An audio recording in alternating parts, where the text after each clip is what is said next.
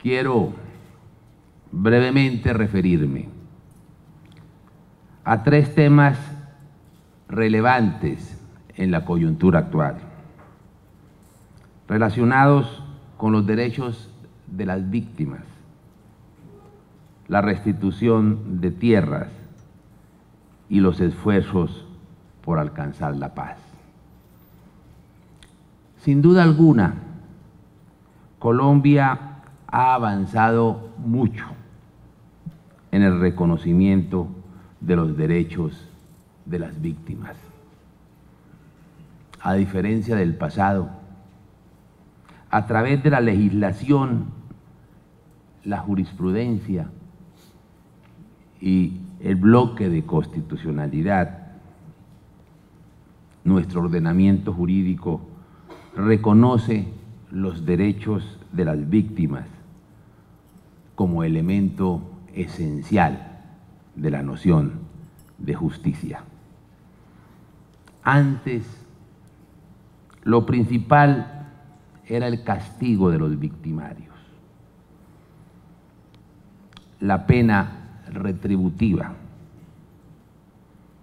ejemplarizar ante la sociedad como penas severas cuál era la consecuencia de infringir la ley.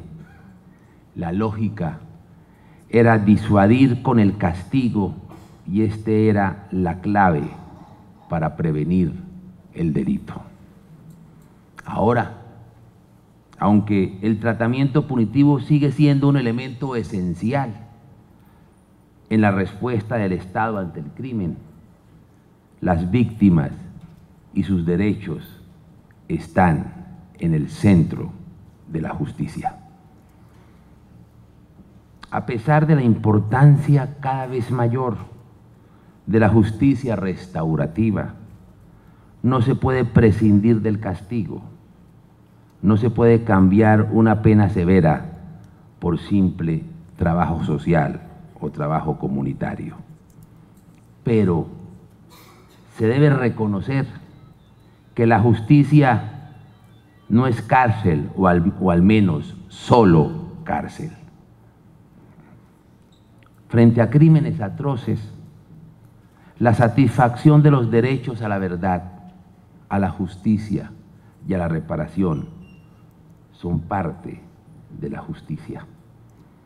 No se puede predicar que no existe impunidad si los perpetradores de esos mismos crímenes no cumplen penas privativas de la libertad proporcionales a la gravedad del crimen cometido, o si no existe genuino arrepentimiento de la barbarie cometida o se revela la verdad de la misma.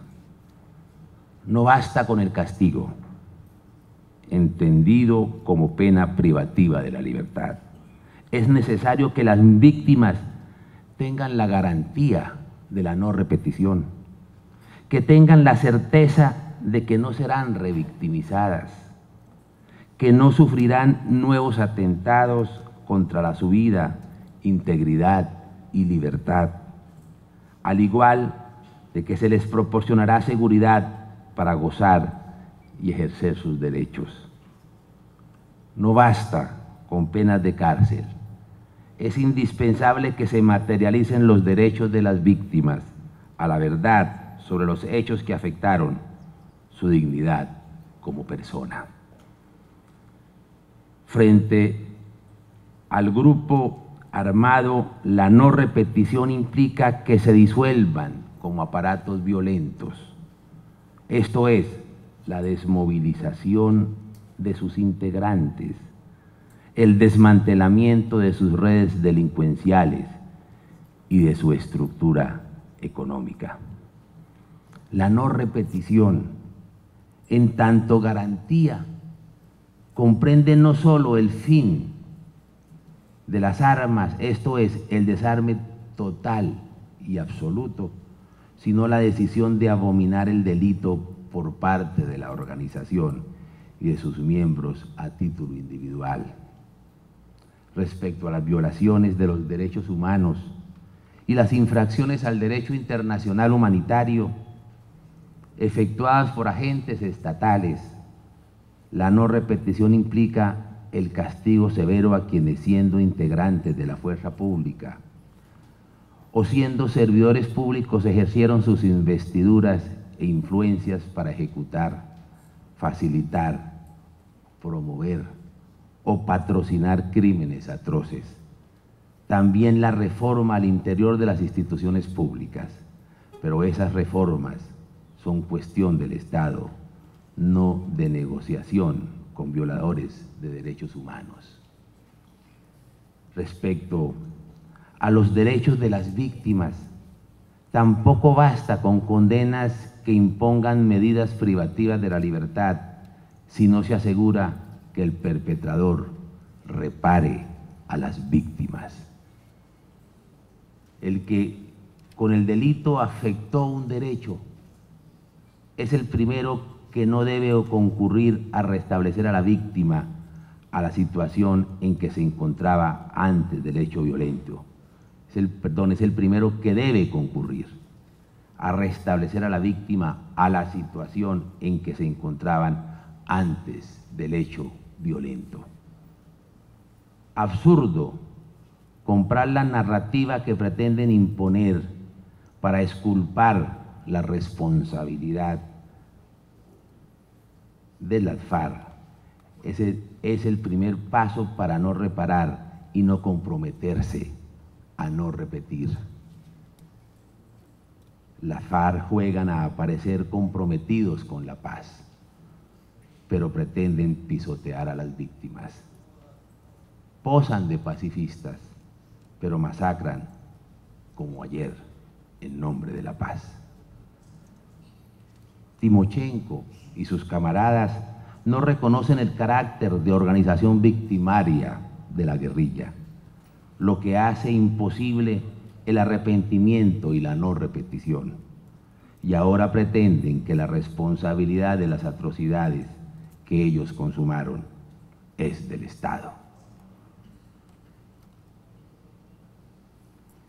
Para la FARC, las personas que han padecido por su mano asesinatos, secuestros, desapariciones, extorsiones, violaciones, desplazamiento forzado, mutilaciones o reclutamiento forzado son responsabilidad del Estado. Ese grupo debe reconocer, por ejemplo, que la masacre cometida contra el gobernador de Antioquia, el doctor Guillermo Gaviria Correa, el consejero de paz de la gobernación Gilberto Echeverry Mejía y 8 militares a los que habían secuestrado en medio de una marcha por la paz. La masacre fue incumplimiento de la orden de la misma estructura militar.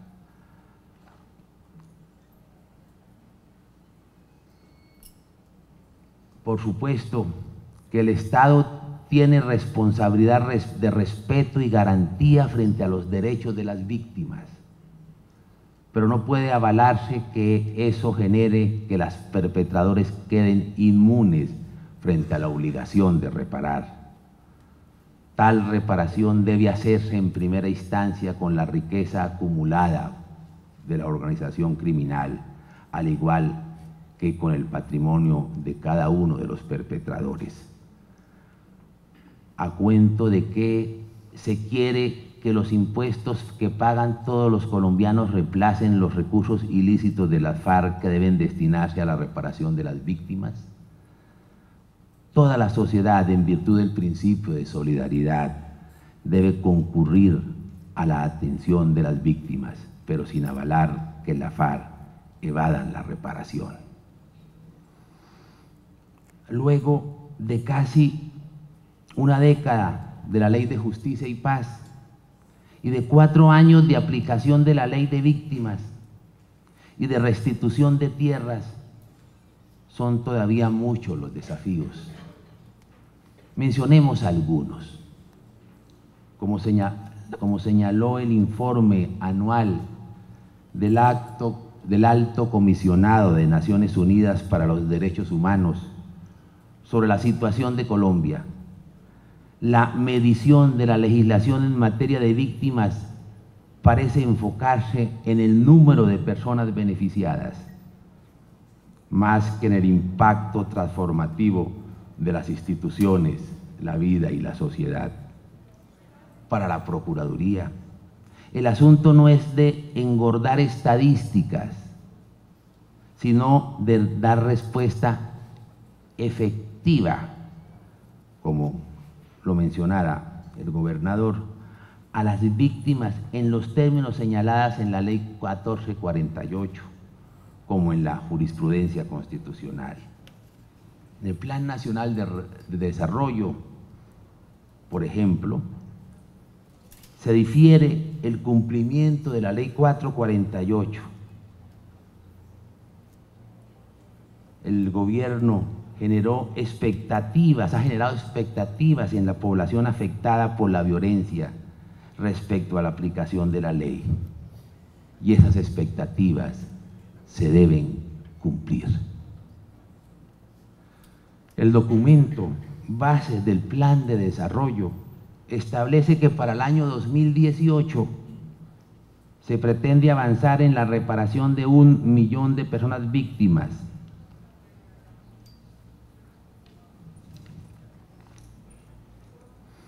El llamado avance en la reparación se presenta cuando la víctima alcanza 2 de las 5 medidas de reparación que consagra la Ley 1448, de manera que se trata de una reparación parcial, nunca integral. Sin embargo, sorprende a la Procuraduría que se mencione ante los medios de comunicación abultadas cifras de víctimas a las cuales se les ha reparado integralmente. Por alguna razón confunden reparación integral con indemnización. El reto de la reparación es mucho más que consignar dinero a las víctimas. La reparación debe ser transformadora y comprende desafíos mucho más complejos. La reparación no es un asunto de una pagaduría, debe ser un compromiso interinstitucional. Una víctima es reparada cuando se le garantizan las 5 medidas contenidas en la Ley 1448. Esto es, cuando es indemnizada, cuando es rehabilitada física y psicológicamente, cuando es objeto de dignificación a través de medidas de satisfacción y haya sido restituida su honra y patrimonialmente, y sobre todo cuando le garanticemos que no volverá a ser revictimizada. Es toda una política que comprende no solamente a las instituciones públicas, que compromete a toda la sociedad. Resulta sumamente preocupante que a 7 años y medio de la promulgación de la ley, que tiene una vigencia de tan solo 10 años, solo se habrá reparado de manera parcial el 14% de las víctimas reconocidas al día de hoy por el Registro Único de Víctimas. Solo 14% de cerca de 7.200.000 víctimas, que son, como les referí, las que aparecen inscritas en el Registro Único de Víctimas. Con base en el plan de desarrollo que se está discutiendo en el Congreso y teniendo en cuenta que la vigencia de la ley es de 10 años, hasta el 2012, en escasos 2 años y medio, se deberían reparar a más de 6 millones de víctimas. Sobra decir que es una tarea que resulta inviable desde el punto de vista presupuestal e institucional. El Gobierno Nacional, a través de la Unidad para la Atención y Reparación Integral, aclaró que del universo total de víctimas, solo son sujetos de atención y reparación integral 5.548.000 víctimas. En realidad, la aclaración no cambia el panorama ni acaba la angustia de que con el plan de desarrollo se esté protocolizando el fracaso de la política de reparación de víctimas. Con la precisión de esa unidad, se estarían atendiendo alrededor del 18% del universo total de víctimas del conflicto armado. ¿Y qué pasará con el 82% de las víctimas restantes? Más allá de las cifras, lo cierto es que la meta que plantea el gobierno es irrisoria y no honra la promesa hecha en la ley 1448. La Procuraduría solicita al Gobierno Nacional y al Congreso que revisen y ajusten esta meta del Plan Nacional de Desarrollo para que las víctimas no resulten defraudadas y se pierda la confianza ciudadana. En la misma ley encontramos otro aspecto igualmente preocupante: la ejecución de ella está desfinanciada. Si bien es cierto que el nuevo panorama fiscal de la nación se debe tener en cuenta, esto no puede desconocer los derechos de las víctimas. El gobierno debe decir al país, debe comprometerse con el cumplimiento de dicha ley. O admitir que las restricciones fiscales crearán obstáculos insalvables para replantear urgentemente dicha política. Ninguna víctima debe quedarse por fuera de la protección que otorga el ordenamiento jurídico. Y el Estado tiene la obligación de hacer todo lo posible para que sea así. En particular preocupa el bajo registro de colombianos de diversas violaciones a los derechos humanos y que por fuerza de ellas tuvieron que abandonar el país. Hoy están refugiados en países vecinos, en Europa o en Estados Unidos. Nuestros compatriotas en el exterior también tienen derechos. Una cosa similar ocurre con los miembros de la fuerza pública y los sujetos colectivos étnicos. La Procuraduría radicó ante el Congreso de la República un proyecto que busca la prórroga del lapso indicado en el artículo 155 de la Ley 1448. Buscamos que quienes se consideren víctimas por hechos ocurridos antes del 10 de junio del 2011 tengan un año más para rendir su declaración ante el Ministerio Público. El plazo inicial vence el próximo 10 de junio y resulta insuficiente para la recepción de dichas declaraciones. Este organismo de control insta al gobierno para que se envíe mensaje de urgencia al Congreso para el trámite de dicha iniciativa. De ser aprobado por el Congreso, se brindarían prontas y definitivas soluciones a estas comunidades y personas, algunas de las cuales no cuentan con la suficiente información, conocimiento, orientación y acceso a las garantías de las que son titulares conforme a la ley. Por otro lado, las cifras del registro único de víctimas deben ser claras y no excluir por temas administrativos víctimas reales del conflicto armado. Por eso, en días pasados, la Procuraduría instó a la Unidad de Atención y Reparación Integral de Víctimas a que efectúe el ajuste y depuración del registro único de víctimas.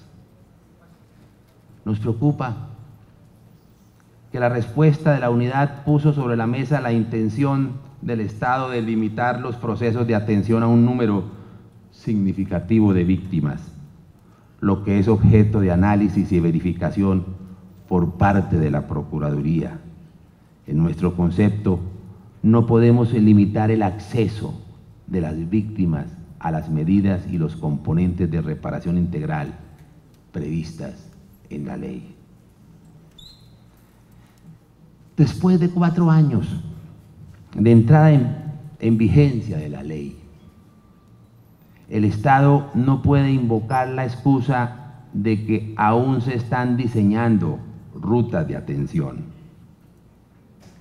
Tampoco argumentar que los entes territoriales y el nivel local carecen de capacidad institucional para atender sus responsabilidades para las víctimas. El gobierno nacional y los gobiernos locales deben cumplirle a las víctimas, y el Ministerio Público, comenzando por las personerías municipales, deben multiplicar la intensidad de los esfuerzos para hacer realidad los derechos de las víctimas. El ejercicio de la función preventiva de personerías y procuradurías debe convertirse en la voz de las víctimas. Nosotros, el Ministerio Público, somos la puerta de entrada al sistema, lo que significa la posibilidad para las víctimas de reconstruir su plan de vida. La declaración del hecho victimizante ante un personero no puede ser una simple formalidad, sino el inicio de un verdadero proceso de restablecimiento de derechos y de superación de los estados de vulnerabilidad. El agente del Ministerio Público no es un simple tomador de testimonios de las víctimas, sino su vocero, su defensor, quien asume a partir de ese momento la función de representar sus derechos y de velar porque las instituciones en su conjunto cumplan la Ley 1448. Los gobernadores y alcaldes deben apoderarse y empoderarse de la ley de víctimas. Son autoridades locales, son las autoridades locales las que tienen el primer contacto con las personas que han sufrido la violencia, que dialogan permanentemente con las comunidades, que conocen la historia de vida de su colectividad, así como el entorno que debemos transformar para garantizar los derechos de las víctimas y para sentar las bases de la convivencia. En el territorio en donde se materializa la ley es en el territorio donde las víctimas reconstruyen su plan de vida. Los entes territoriales deben apalancar los procesos emprendidos por la institucionalidad nacional para que de manera articulada se ejecuten los recursos necesarios para cumplir con la ley de víctimas. La Procuraduría General de la Nación es consciente de las dificultades por las que atraviesan las alcaldías y las gobernaciones que les impiden atender en debida forma estas obligaciones legales. Por esa razón, la Procuraduría delegada para el apoyo de las víctimas del conflicto armado y de los desmovilizados hará seguimiento al cumplimiento de los principios de corresponsabilidad de manera eficaz, la ley de víctimas y de restitución de tierras.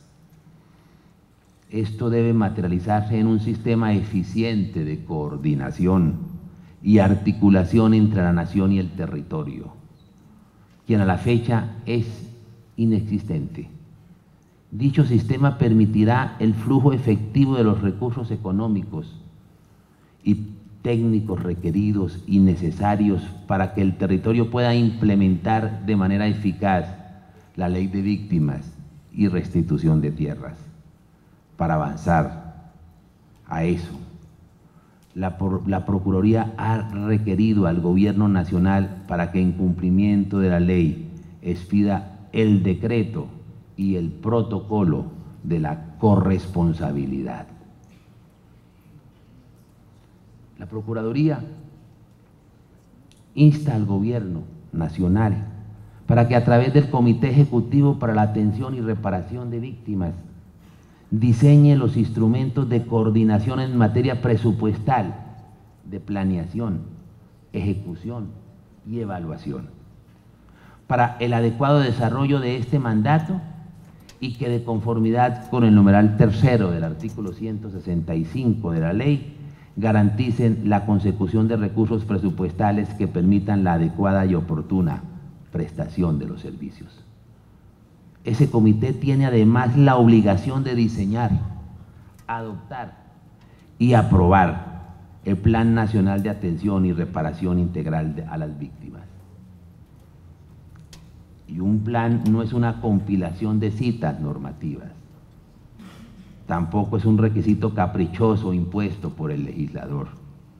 Es absurdo que luego de 4 años dicho comité no haya cumplido con adoptar un plan en los términos que ordenó la ley.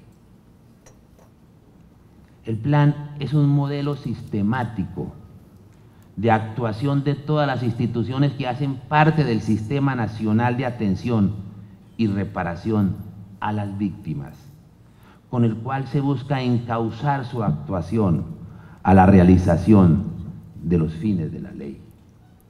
El plan debe precisar los detalles para llevar a cabo la ley.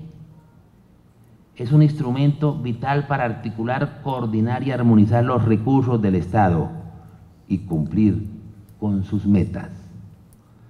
En parte, las dificultades que existen en materia de coordinación institucional y las mismas deficiencias que se observan en el Plan Nacional de Desarrollo se derivan de la falta de dicho plan. Finalmente, la Procuraduría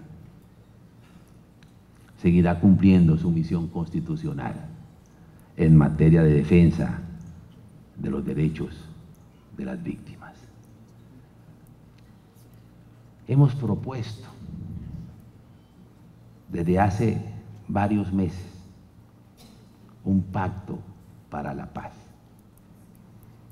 Creemos que es posible alcanzar un acuerdo que garantice la desmovilización total y el desarme absoluto de las FARC. Pensamos que se debe hacer lo posible por lograr que esa organización desaparezca para siempre como aparato armado, responsable de miles de crímenes de lesa humanidad y crímenes de guerra. Pero creemos que un acuerdo solo será legítimo si se respetan los derechos de las víctimas. Si en verdad,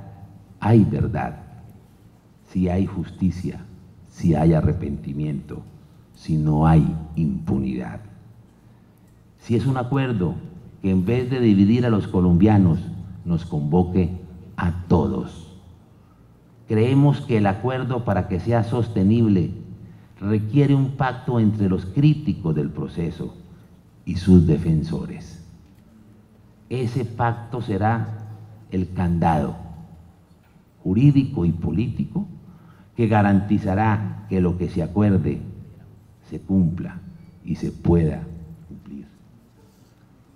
No puede ser que quienes hoy son críticos de las negociaciones hayan podido negociar y concertar con las autodefensas su desmovilización, pero no puedan dialogar sobre paz cara a cara con el gobierno, con el presidente.